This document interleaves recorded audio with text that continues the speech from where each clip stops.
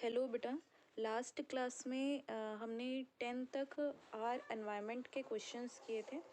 इस वीडियो में अगेन हम 10 क्वेश्चंस करेंगे आवर एनवायरनमेंट से ही। 11th नंबर का जो क्वेश्चन है वो है the percentage solar radiation absorb by all green plants for photosynthesis is about.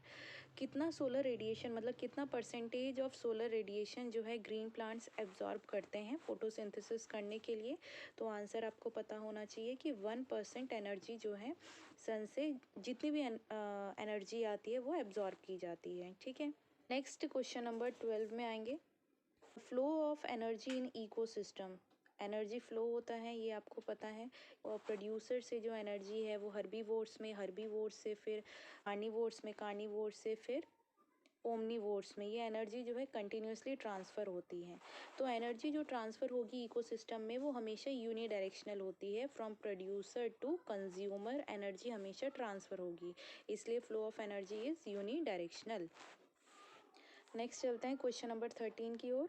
Question number 13 देखेंगे बच्चों कि इन एन इकोसिस्टम में 10% of energy available for transfer from one trophic level to the next is in the form of. जब भी producer से energy जो है consumer में जाता है, कंज्यूमर मीन्स वो हर्बीवोर्स की फॉर्म में भी हो सकता है, वो आपका कार्निवोर्स की फॉर्म में भी हो सकता है, वो ओमनीवोर्स की फॉर्म में भी हो सकता है।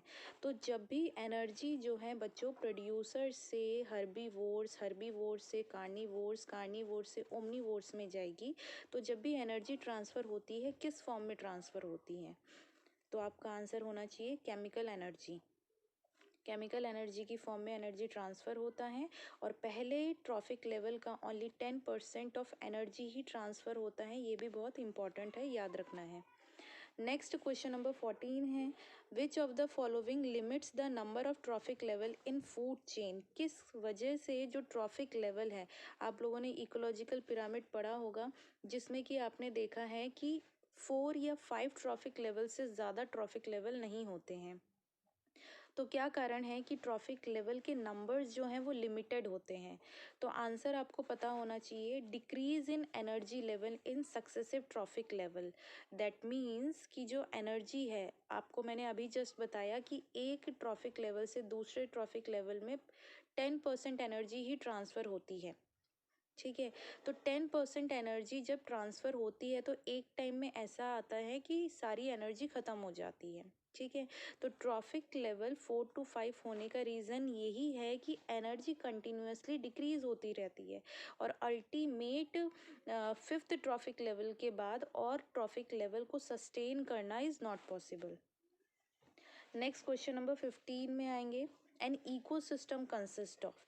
तो इकोसिस्टम का डेफिनेशन जब आपने पढ़ा होगा तो ये ज़रूर पढ़ा होगा कि इकोसिस्टम जो है लिविंग ऑर्गेनिज्म और नॉन लिविंग थिंग्स के इंटरेक्शन के वजह से बनता है। तो biotic component means living organism से सिर्फ बनता है? No. Abiotic component that means क्या नॉन लिविंग थिंग से बनता है? Only no.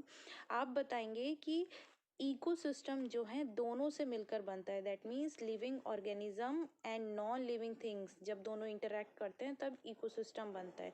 Therefore ecosystem consist of both A and B, that means both biotic component and abiotic component. Question number 16 देखते हैं।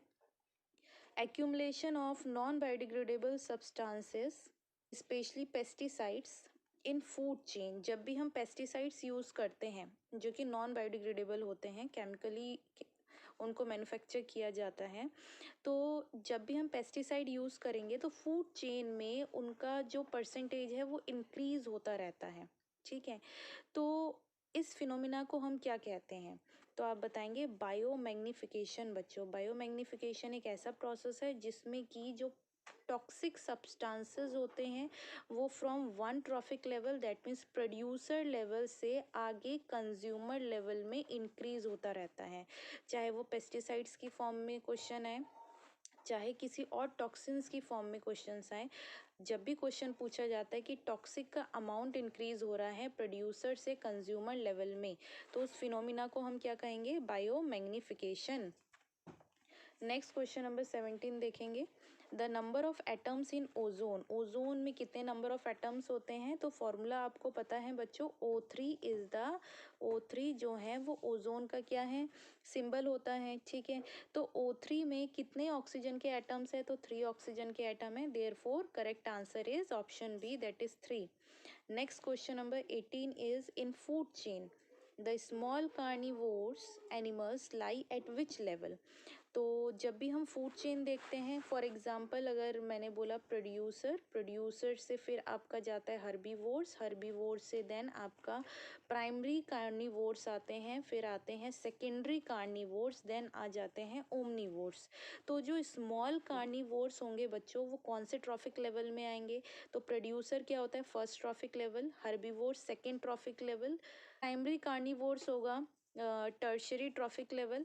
तो आप बताएंगे जो थर्ड लेवल है, ठीक है, इसी में आपका क्या आता है, थर्ड ट्रॉफिक लेवल में आपके स्मॉल कार्निवोरस एनिमल्स आते हैं, that means option C is correct. Next question number 19 में आएंगे, the number of dash is greatest in trophic level, means trophic level में किनका नंबर जो है सबसे ज़्यादा होना चाहिए, ठीक है। जब भी हम इकोलॉजिकल पिरामिड बनाते हैं तो सबसे बॉटम में जो फर्स्ट ट्रॉफिक लेवल होता है वो क्या होता है, प्रोड्यूसर का होता है, बॉटम जो है सबसे ज़्यादा ब्रॉड होता है, जो कि ये रिप्रेजेंट करता है कि प्रोड्यूसर का नंबर सबसे ज़्यादा होता है, ठीक है।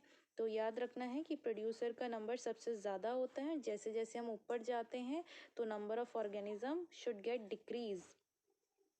नेक्स्ट क्वेश्चन नंबर 20 में आएंगे, the detritus food chain begins with, बच्चों जब भी डेट्राइटस की बात आएगी तो डेट्राइटस में याद रखेंगे कि किसके बारे में बात हो रही है, डीकम्पोजर्स के बारे में बात हो रही है, देयरफॉर डेट्राइटस फूड चेन जो है वो किन से स्टार्ट होना चाहिए, डीकम्पोजर्स से शुरू होना चाहिए।